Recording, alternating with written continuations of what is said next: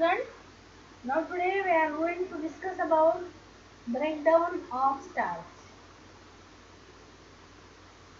Breakdown of starch.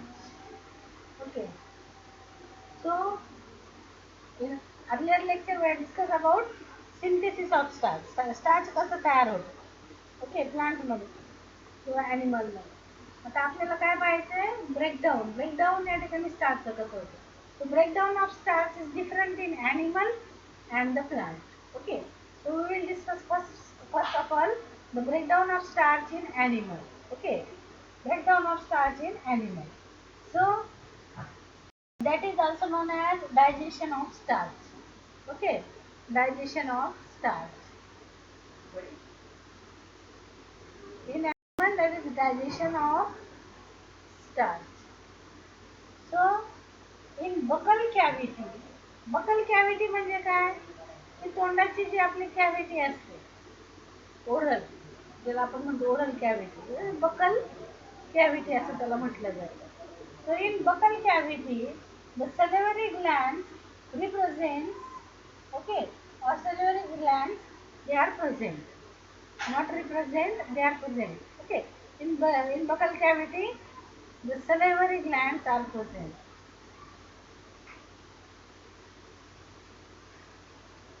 Okay.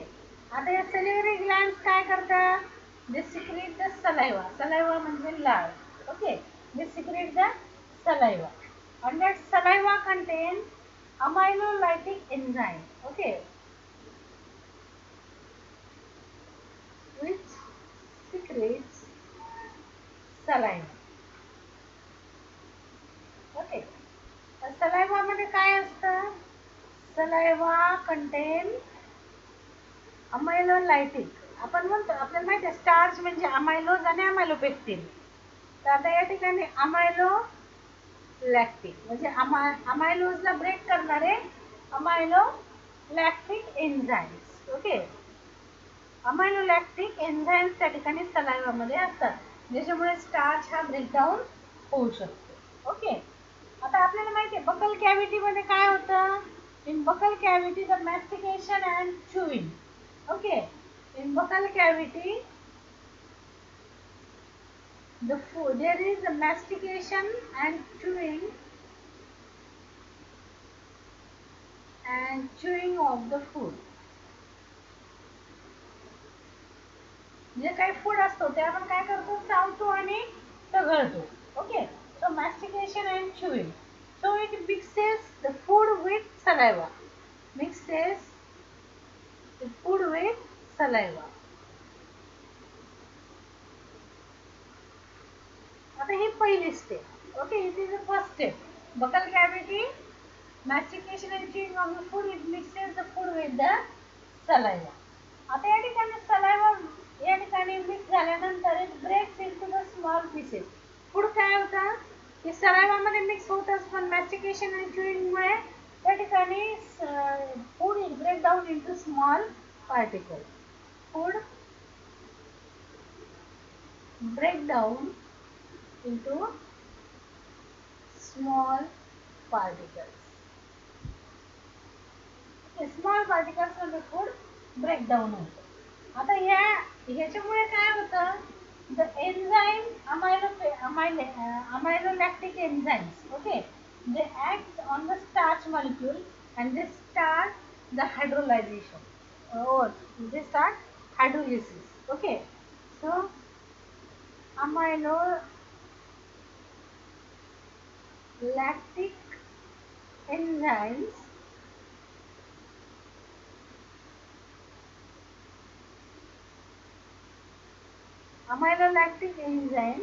they start their action. Okay, they start their action and starch molecule get hydrolyzed.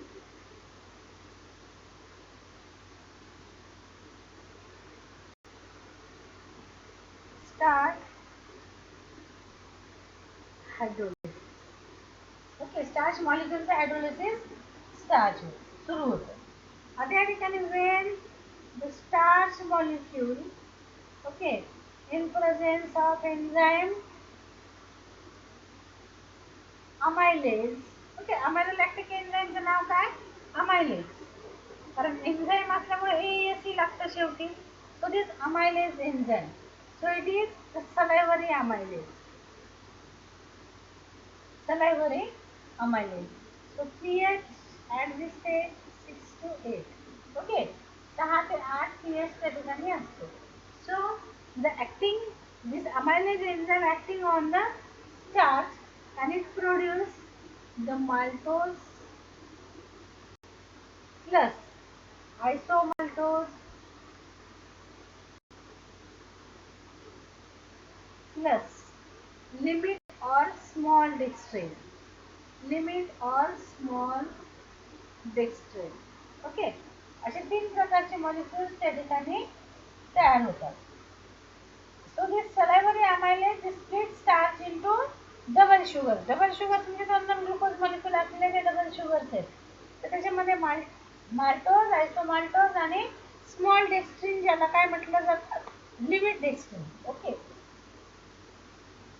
त्यानंतर आता या ठिकाणी हे कुठं होतं? It is in buccal cavity in presence of the saliva. Okay. After that, the salivary digestion in the oral cavity is restricted.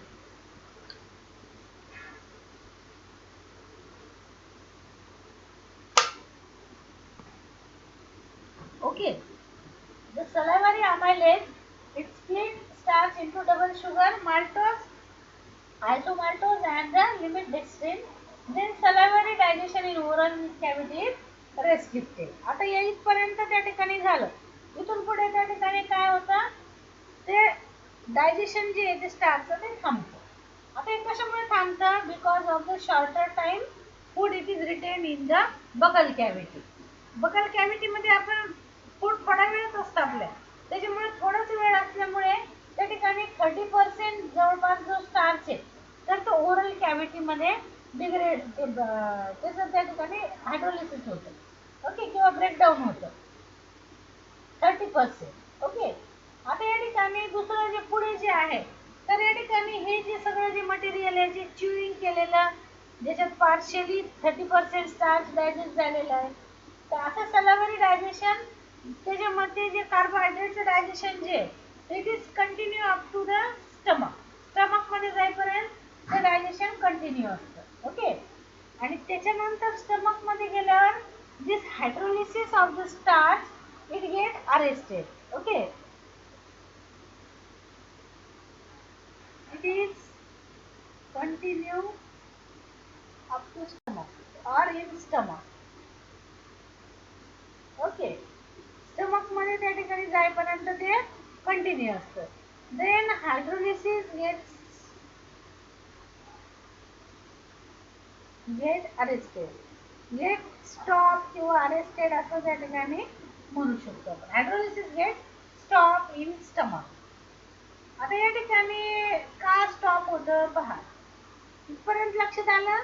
Buckle cavity मध्ये आपण जे फूड घेतो तोंडामध्ये ओरली, तिथं मॅस्टिकेशन आणि च्युईंग होतं. फूड सलाइवा बरोबर त्यात मिक्स होतो आणि दातामुळे आपण त्या ठिकाणी बारीक बारीक तुकडे त्या ठिकाणी करतो, स्मॉल पार्टिकल्स. आणि या ठिकाणी अमायलोलॅक्टिक एन्झाईम ज्याला आपण अमायलोज म्हणतो, अमायलेज. ओके, त्या ठिकाणी तो त्याच्यावर त्या ब्रेक झालेल्या तुकड्यावर ऍक्ट होतो आणि स्टार्च मॉलिक्युल्सचं हायड्रोलिसिस स्टार्ट होतं. स्टार्च हायड्रोलिसिस किती होतं? Up to 30%. ओके, त्याच्यामध्ये pH 6 to 8 salivary amylase act on the starch. It produce maltose, isomaltose and limit dextrose. आता हे जे काही तयार झालं हे सगळं त्या ठिकाणी बकल कॅव्हिटी मधून उतरून स्टमक पर्यंत येतं. तोपर्यंत हे डायजेशन चालू असतं. आता या ठिकाणी hydrolysis get stop in the stomach. आता या ठिकाणी केव्हा त्या ठिकाणी स्टॉप होतं पहा.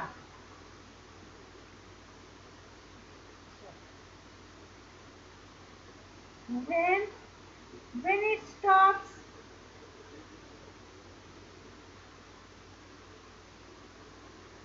okay, so when fall in pH, ज्यावेळेस pH हा कमी होतो. ओके, आणि डिस्ट्रक्शन ऑफ सलायवरी अनालेज.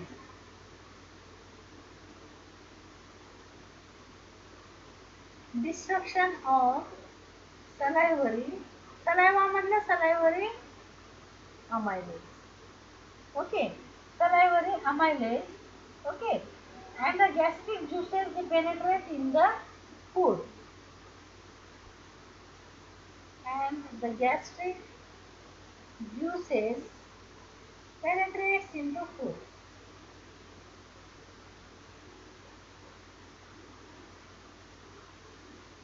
ओके, फूड मध्ये जेव्हा गॅस्ट्रिक ज्युसेस पेनेट्रेट होतात, ओके, स्टमक मध्ये,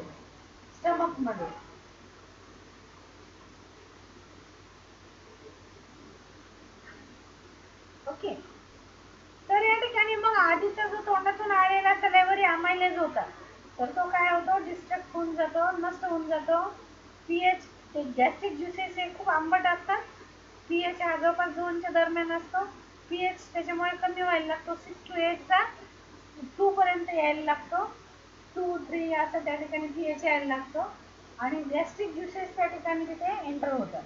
ओके, आणि त्याच्यामुळे या ठिकाणी तिथं सलायवाचं हे तिथे स्टार्ट हे जे आहे हायड्रोलिसिस ते स्टॉप होतं. Okay, it takes half an hour, it takes जवळपास अर्धा तास या ठिकाणी त्यासाठी वेळ लागतो. हाफ ॲन आवर, जवळपास अर्धा ते 1 तास त्या ठिकाणी लागतो. त्यानंतर gastric juices has no carbohydrate digestive enzymes. Okay, gastric juices मध्ये कुठलेही त्या ठिकाणी कार्बोहायड्रेटला डायजेस्ट करणारे एन्झाईम्स नसतात. ओके, त्यानंतर हे partially digested food it release from stomach into intestine. Okay, म्हणजे हे जे पार्शियली डायजेस्टेड फूड असतं स्टमक मधलं,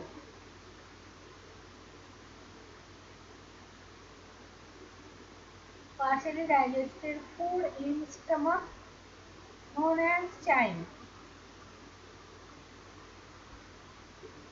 known as chyme. Okay, so this digested food released from the stomach into the small intestine, released into small intestine.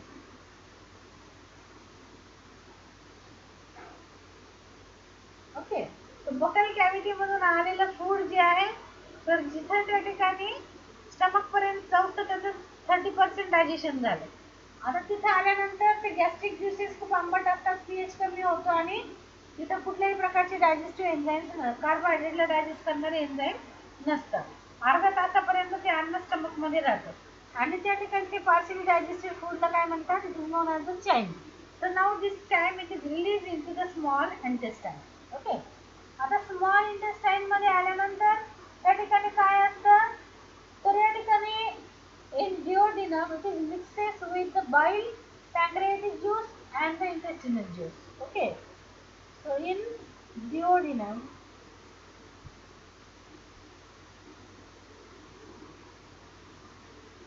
in duodenum it is mixed with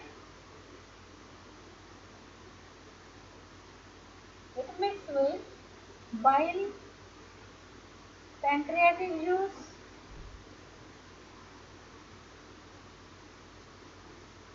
and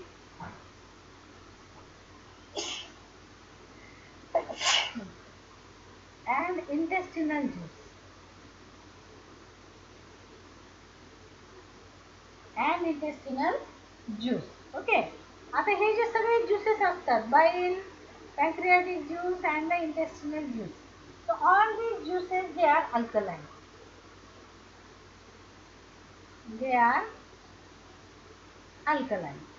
These juices they are alkaline, and they neutralizes the acidity of that chyme.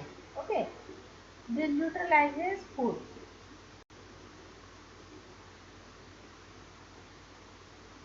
Food म्हणण्यापेक्षा chyme म्हणू आता आपण, partially digested food, that is chyme.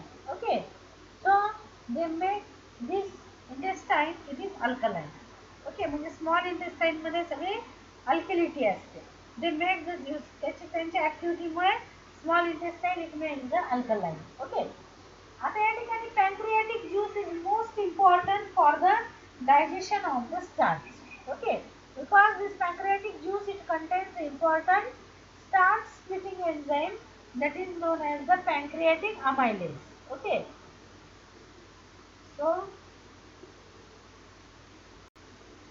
pancreatic amylase it is most important. Okay, so pancreatic amylase it converts starch, dextrin, okay, and glycogen into double sugar maltose, isomaltose, and limit dextrin. Okay, it converts starch, dextrin, and glucose and glycogen into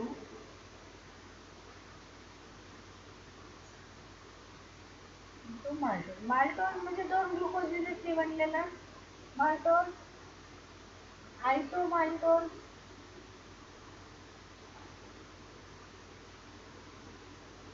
and small dextrin. म्हणजे डेक्स्ट्रिनचं conversion small dextrin त्याला limit dextrin असं त्या ठिकाणी म्हटलं जातं. Okay, then pancreatic amylase is several times powerful than the salivary amylase. Okay, pancreatic amylase काय असतो?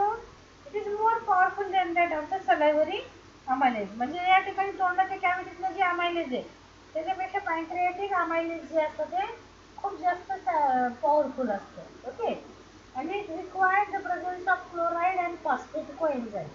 Okay, it requires the presence of chloride and phosphate coenzyme based at the pH 7. Okay, so in small intestine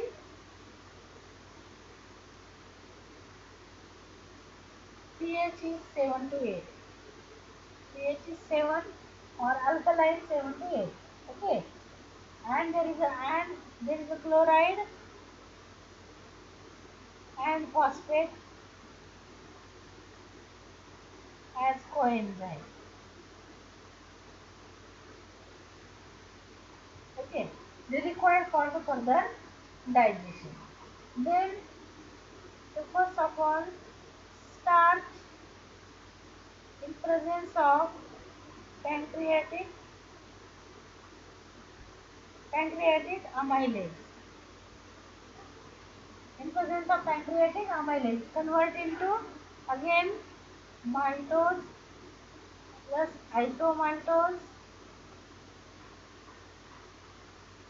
and limit dextrin. Limit means small dextrin molecule. Small dextrin molecule.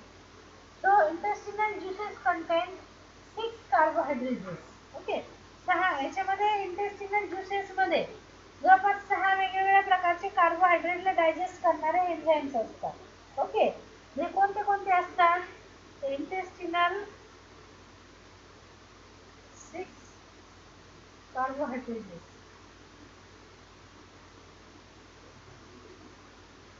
in intestine.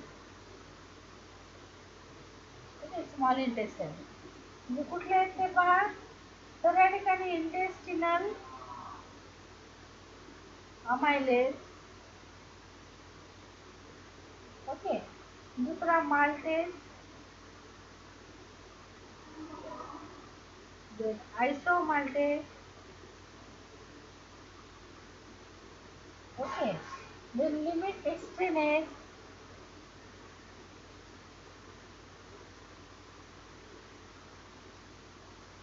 sucrase and lactase.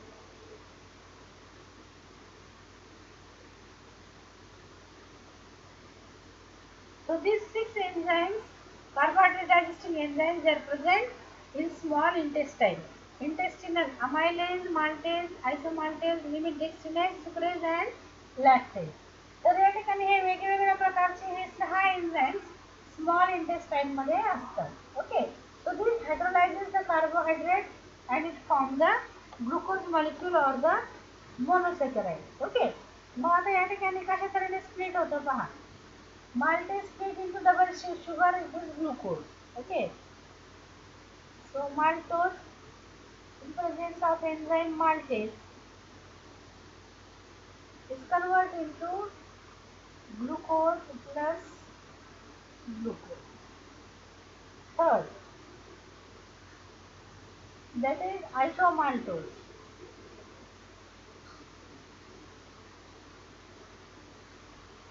Enzyme isomaltase. It again converts into glucose plus glucose. Okay. The fourth reaction, limit dextrinase,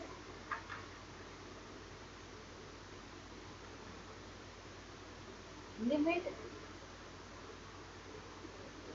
dextrin enzyme, limit dextrinase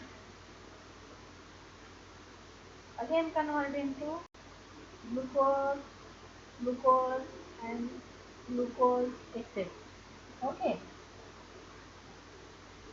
So it converts glucose, glucose, glucose, glucose, glucose. Okay.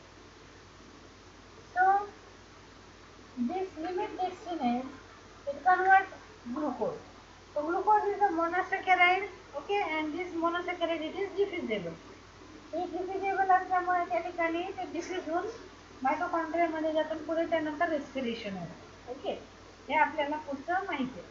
तर या ठिकाणी अशा पद्धतीने काय होतं, पहा buckle कॅव्हिटीमध्ये food पहिल्यांदा chewing मॅस्टिकेशन होतं, तिथं सलायवरी अमायलेज ॲड होतं, त्याच्यानंतर ते तिथून पास होतं, ते या ठिकाणी स्टमकमध्ये येईपर्यंत डायजेशन चालू राहतं. स्टमकमध्ये आल्यानंतर तिथं गॅस्ट्रिक ज्युसेस येतात जे त्या ठिकाणी सलायवरी अमायलेजला डिस्ट्रक्ट करतात आणि तिथं पीएच खूप कमी असतो. तिथून एक अर्धा तास पाऊण तास त्या ठिकाणी फूड राहतं, तिथून ते स्मॉल इंटेस्टाईनमध्ये जातं, तिथं अल्कलिटी ॲड होते. सगळं इंटेस्टाईन स्मॉल इंटेस्टाईनमध्ये अल्कलाईन ज्युसेस असतात 6 वेगवेगळ्या प्रकारचे, अमायलेज, माल्टेज, आयसोमाल्टेज, लिमिट डेक्स्ट्रिनेज, सुक्रेज आणि लॅक्टोज. आणि मग ते काय करतात की त्या ठिकाणी ते जे कार्बोहायड्रेट आले, स्टार्च आलेले, ते स्टार्चचं कम्प्लीट डायजेशन करतात. मग स्टार्चचं कन्व्हर्जन माल्टेज, आयसोमाल्टेज, लिमिट डेक्स्ट्रिनेज. मग माल्टोजचं कन्व्हर्जन माल्टेजच्या प्रेझेन्समध्ये ग्लुकोज ग्लुकोजमध्ये होतं. आयसोमाल्टेजच्या प्रेझेन्समध्ये परत ग्लुकोज ग्लुकोज होतं. लिमिट डेक्स्ट्रिनेज किती मॉलिक्युलपासून बनलेला आहे, त्या लिमिट डेक्स्ट्रिनेजच्या प्रेझेन्समध्ये लिमिट डेक्स्ट्रिन परत ग्लुकोज ग्लुकोज मॉलिक्यूल तयार करतात. मग हे जे तयार झालेलं ग्लुकोज आहे, तर हा काय होतो, मग हा डिफ्युजेबल असतं इथे इंटरलिंकाईडचं सेल पेशींमध्ये त्या ठिकाणी तो जातो. So in this way the starch break down into glucose. आता या ठिकाणी प्लांटमध्ये, ओके, ॲनिमल मधलं लक्षात आलं असेल, तर या ठिकाणी नंतर be breakdown of starch in plant.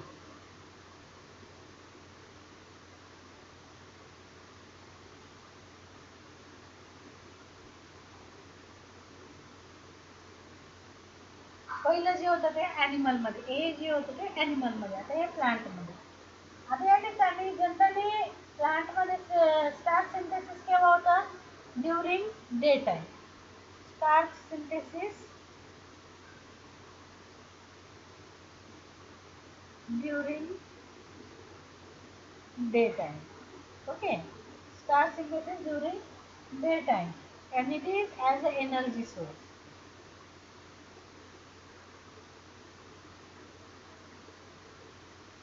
As an energy source. Okay, it is stored as a granulated material.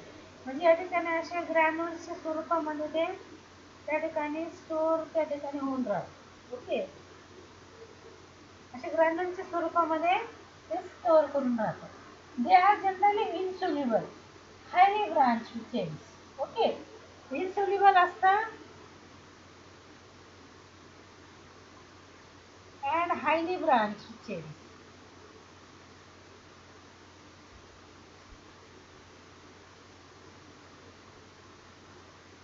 Highly branched chains. आता या ठिकाणी याला जर या ठिकाणी डिग्रेडिंग एन्झाईमला डिग्रेड करायचं असेल, तर या ठिकाणी first of all this chains have to फॉस्फोरायलेट.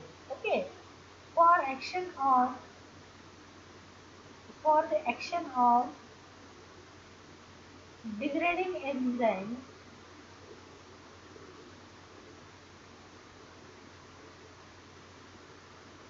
is necessary, chains should be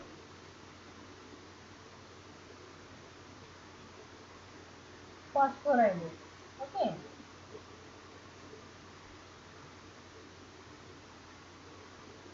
Or chains have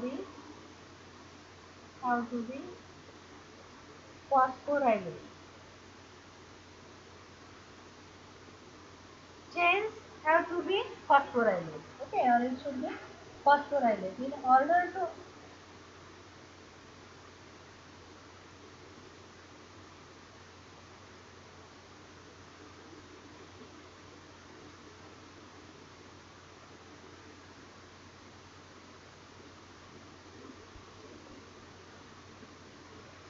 chains have to be phosphorylate.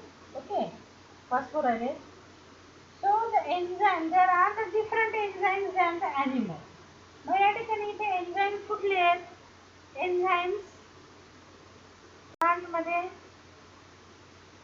So glucan water डायकायनेज,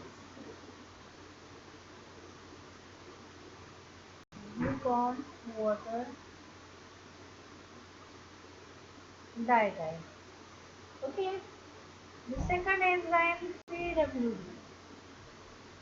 The PWD means what? The phosphoglucone water dikinase.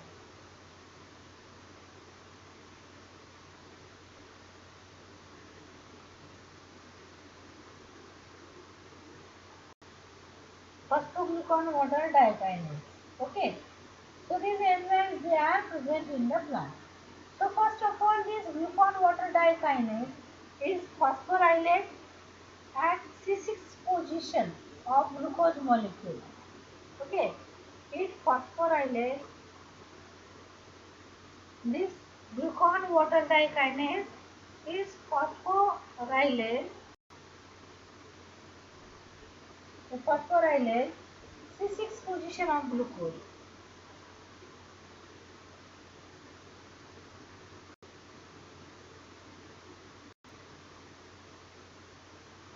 Okay, glucose ची जी C6 position होती,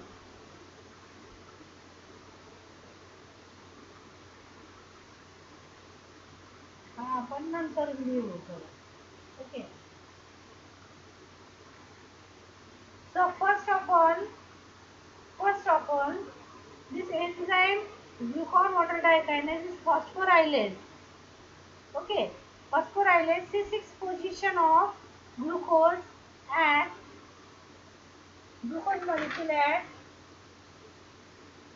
alpha 1 6 branching. Okay, काल आपण पाहिलं होतं ग्लुकोजचं structure, अमायलोपेक्टिनचं structure, glucose molecule. Okay,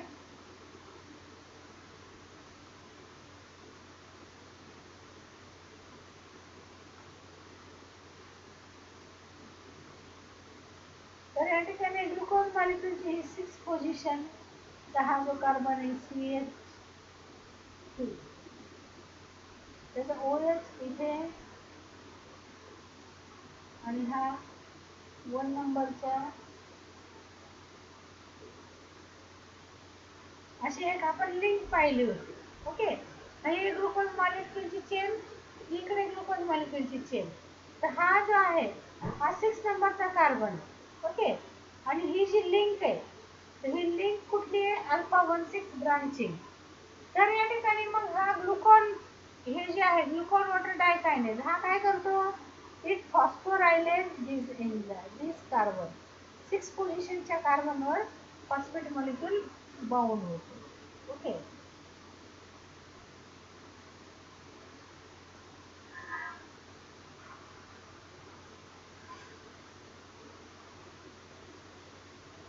okay.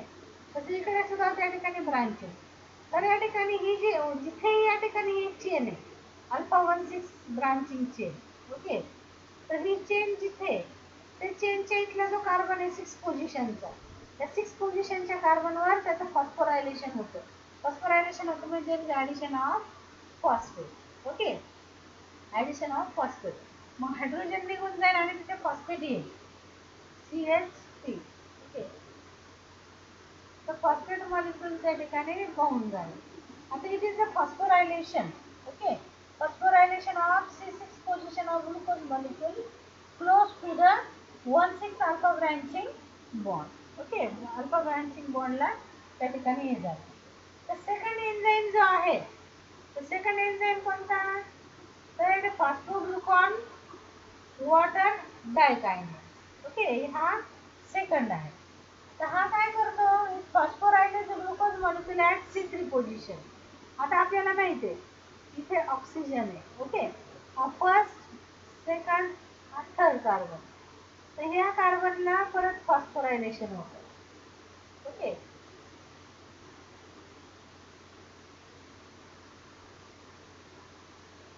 आपण इथे मोठं या ठिकाणी स्ट्रक्चर काढू.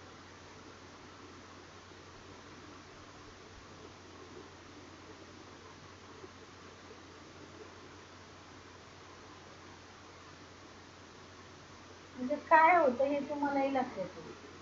ओके,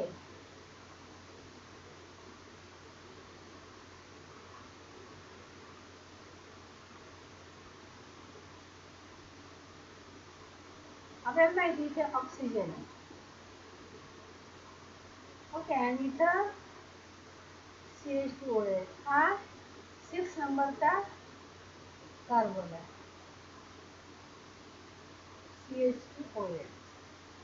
आता या ठिकाणी इथे आपण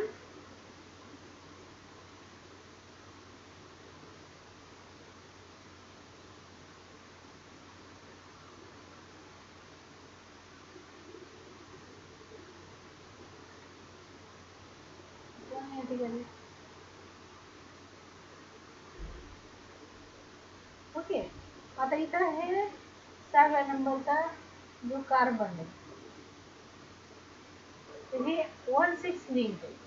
ही जी आहे ती कुठली आहे, अल्फा 1,6 लिंक. ओके, तर या ठिकाणी पहिल्यांदा जो आहे GWD हा काय करतो, इथे जिथे ही चेन आहे कुठली 1,6 लिंक आहे, तर तिथल्या या 6व्या पोझिशनचा हा जो कार्बन आहे म्हणजे हा CH2, तर या ठिकाणी याचं काय करतो, फॉस्फोरायलेशन, म्हणजे याच्यावर फॉस्फेट मॉलिक्यूल, म्हणजे आता इथे काय राहील, नुसतं CH. ओके, आणि हा फॉस्फेट मॉलिक्यूल याला जोडला जातो. दुसरा जो आहे फॉस्फोग्लुकॉन वॉटर डायकायनेज, हा काय करतो, तर या ठिकाणी 6 पोझिशनचा जो कार्बन आहे, ह्या 1, हा 2, हा 3, हा 4, 5 आणि हा 6 नंबरचा. ओके, तर 3 पोझिशनचा जो आहे, ओके, 3 पोझिशनचा जो कार्बन आहे त्याचं फॉस्फोरायलेशन करतो. म्हणजे तिथं पण येत जाऊन त्या ठिकाणी काय होतं, फॉस्फेट मॉलिक्यूल बाइंड होतं. ओके, तर तिसऱ्या कार्बनचं त्या ठिकाणी फॉस्फोरायलेशन करतो. ओके, तर जर हे ग्लुकॉन आणि फॉस्फोग्लुकॉन वॉटर डायकायनेज, ओके, तर हे एन्झाईम जर नसतील तर काय होईल, starch can not be phosphorylated. Starch हे फॉस्फोरायलेट होत नाही आणि त्याच्यामुळे ते प्लास्टिकमध्ये तसेच अॅक्युमुलेट होतात, ते ब्रेकडाऊन होऊ शकत नाही. So without this enzyme starch cannot be break down. Okay, without it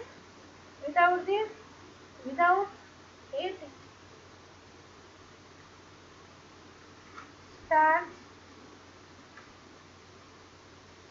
cannot be phosphorylate and break down. फॉस्फोरायलेट झाल्याशिवाय ते ब्रेकडाऊन पण होत नाही, कारण पहिल्यांदा फॉस्फोरायलेट झाल्यानंतरच ते ब्रेकडाऊन होतं. म्हणून या ठिकाणी हे एन्झाईमच्या ठिकाणी महत्वाचे. आणि तसं जर झालं की there is a lack of these enzymes, then the starch molecules they are accumulated as it is in the seeds or the fruit ज्याच्यामध्ये आहे त्याच्यामध्ये. Okay, so after the phosphorylation, आता हे फॉस्फोरायलेशन झाल्यानंतर पहिल्यांदा काय होतं, the first there is degrading enzyme beta amylase. तिथे काय होतं, बीटा अमायलेज नावाचं जे एन्झाईम आहे, beta amylase known as BAM. beta amylase. Okay, it is able to attack the glucose chain at the non-reducing end. हे non reducing end आहे इकडचं. Okay, आता या ठिकाणी इकडे किती पण ग्लुकोज मॉलिक्यूल असू शकते. ओके, तर it is the non reducing end.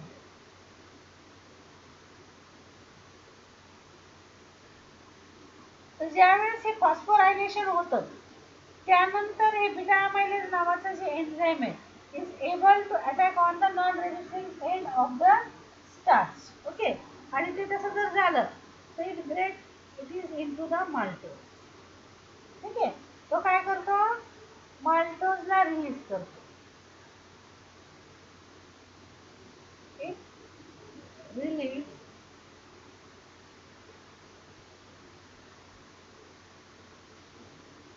Maltose. Okay, तो काय करतो बीटा अमायलेज, त्या ठिकाणी हे नॉन फॉस्फोरायलेटेड जी चेन आहे तिथून पुढचे जे चेन्स आहेत त्याच्या नॉन रेड्युसिंग एंड पासून त्या ठिकाणी असं दोन दोन दोन दोन दोन दोन याचे ब्रेकडाऊन करायला लागतो. दोन दोन दोन दोन ब्रेकडाऊन होतात म्हणजे काय, दोन ग्लुकोजनी माल्टोज बनतं. तर त्या ठिकाणी काय होतं, आता ते release is the maltose. Okay, मग या ठिकाणी maltose release as a main product of starch degradation. Starch डिग्रेडेशनचं पहिलं त्या ठिकाणी रिझल्ट काय, माल्टोज. माल्टोज त्या ठिकाणी तयार होतो. If the glucose chain contains 3 or less molecules than the 3, okay. If the glucose chain contains 3 or less molecules. आता पहा, इथे आपण दोनचा ब्रेक दाखवला. त्याच्यानंतर आता इथे या चेन मध्ये किमान 3 पेक्षा जास्त मॉलिक्यूल असायला पाहिजे होते. तर 3 किंवा 3 पेक्षा जर कमी असेल तर या ठिकाणी मग हे जो आहे BAM beta amylase it can not release the maltose. हा माल्टोजला रिलीज करू शकत नाही. ओके, म्हणजे या ठिकाणी if this chain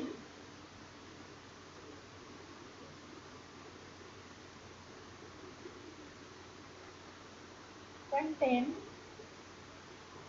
less than 3 molecules then beta amylase cannot release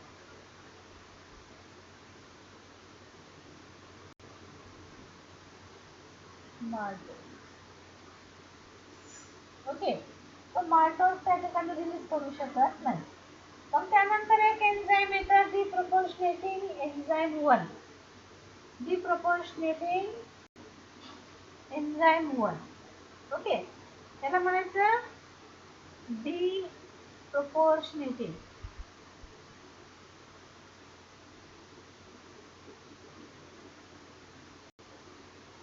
enzyme 1. आता हा डिप्रोपोर्शनेटिंग एन्झाइम 1 हा काय करतो, इट कंबाईन 2 माल्टोज. आता या ठिकाणी 2 माल्टो ट्रायल्स जे आहेत तर त्या ठिकाणी त्यांना काय करतो तो 2 माल्टो ट्रायल्स मॉलिक्यूल्स जे आहेत तर त्या ठिकाणी त्यांना त्या ठिकाणी युनाइट करतो. ओके, तर या ठिकाणी कंबाईन्स 2 माल्टो ट्रायल्स मॉलिक्यूल. तर या ठिकाणी हे माल्टोजला त्या ठिकाणी काय करतो, 2 माल्टो ट्रायल्स मॉलिक्यूल्सला तो युनाइट करतो and from this it releases 1 glucose molecule. Okay, जसे maltose maltose maltose unit release झाल्यानंतर त्या ठिकाणी 2 माल्टो ट्रायल्स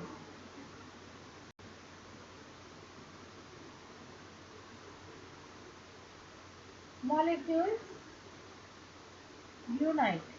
कोण, डिप्रोपोर्शनेटिंग एन्झाइम हा काय करतो, 2 माल्टो trials molecules unite and release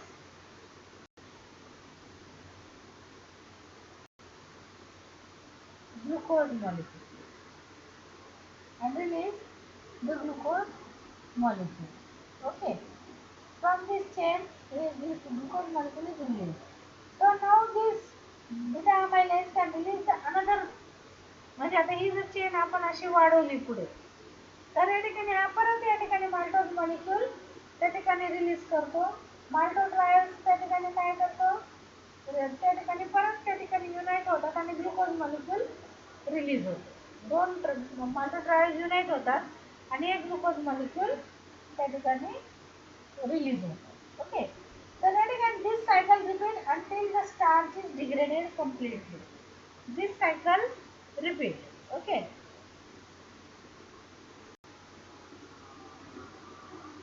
Cycle repeat. आता एक कुठपर्यंत रिपीट होते until the starch molecule get degraded completely. Okay. आता या ठिकाणी the beta amylase they come close to the phosphorylated branching point.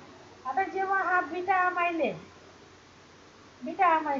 okay, when it comes near to the phosphorylated branching point, हा जो phosphorylated branching point आहे, इथे ज्यावेळेस हा beta amylase येतो, it can no longer release the maltose. आता तो त्या ठिकाणी maltose ला रिलीज करू शकत नाही. ओके, मग तो काय करतो, to degrade the phosphorylated chain, he G phosphorylated chain आहे, तिला डिग्रेड करण्यासाठी तो काय करतो, there is requirement of isomaltase. Okay, म्हणजे पहा ही मोठी जर चेन असेल तर डिग्रेड होत होत होत होत होत त्या ठिकाणी काय होतं, मग या ठिकाणी जेव्हा हा बीटा अमायलेज त्या चेनच्या तिथे येतो जिथे फॉस्फोरायलेशन झालेलं आहे, तिथे तो काही तिथे डिग्रेडेशन करू शकत नाही. मग तिथे दुसरं एन्झाईम लागतं, दॅट इज द आयसोमाल्टेज. ओके, मग हे जे फॉस्फोरायलेटेड म्हणजे जिथे फॉस्फोट अटॅक झालेला आहे, तर या ठिकाणी ते चेन करण्यासाठी आयसो अमायलेज त्या ठिकाणी लागतं. So the product of starch degradation they are the major part, that is the maltose. Okay, and glucose. म्हणजे स्टार्च डिग्रेड झाल्यानंतर मेजर प्रोडक्ट त्या ठिकाणी जो तयार होतो तो म्हणजे माल्टोज आणि लेस क्वांटिटीमध्ये ग्लुकोज मॉलिक्यूल तयार होतो. मॅक्झिमम माल्टोज तयार होतात, लेस ग्लुकोज मॉलिक्यूल तयार होतात. ओके, नाउ these molecules म्हणजे maltose and glucose, it is transported to the from plastid to cytosol. cytosol म्हणजे सायटोप्लाझम. ओके, म्हणजे प्लास्टिड म्हणजे समजा जिथे डिग्रेडेशन झालं फूडचं, समजा मायटोकॉन्ड्रिया, तर तिथून त्या ठिकाणी ते सायटोप्लाझम मध्ये त्या ठिकाणी येतं काय, ग्लुकोज आणि माल्टोज. आता या ठिकाणी माल्टोजचा एक्सपोर्ट कसा होतो पहा, this maltose export via, म्हणजे डिग्रेडेशन जेव्हा स्टार्च होतं मॅक्झिमम माल्टोज आणि लेस एक्सटेन्सिव्ह ग्लुकोज तयार होतो. आता या ठिकाणी they are now transported to the cytosol. Okay, plastid to cytosol. मग हे maltose export via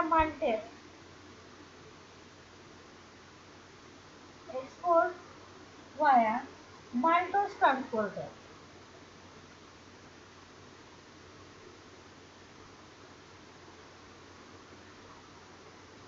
maltose transporter.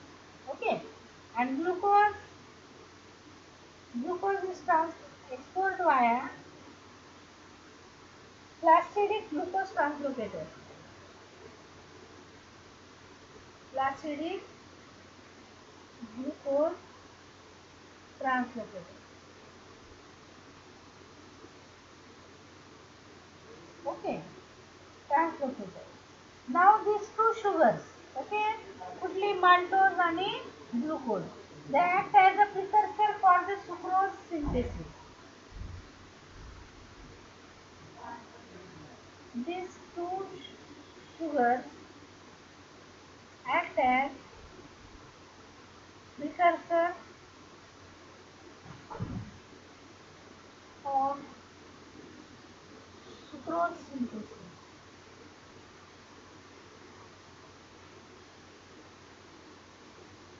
Sucrose म्हणजे ग्लुकोज आणि फ्रुक्टोज मॉलिक्यूल त्याच्यापासून बनलेला सुक्रोज. तर या ठिकाणी हे जे ग्लुकोज आणि माल्टोज आहे, तर नाव they act as a precursor of the sucrose synthesis. तो सुक्रोज जे यूज सुक्रोज जी तयार होते, आता इथे जे या शुगर पासून सुक्रोज तयार होते, it is now used in the this sucrose is used in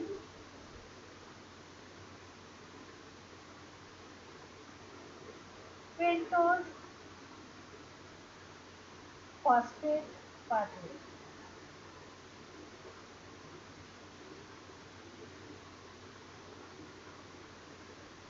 Okay, pentose phosphate pathway, oxidative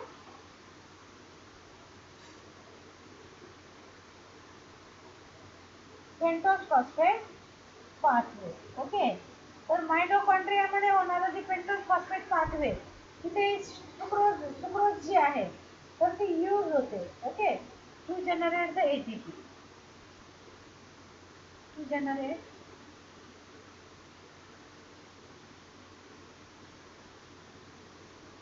ATP. Okay, so in this way there is a breakdown of the starch and there is formation of ATP in the glucose. आपण ATP formation आधी फिजियोलॉजीत पाहिलं.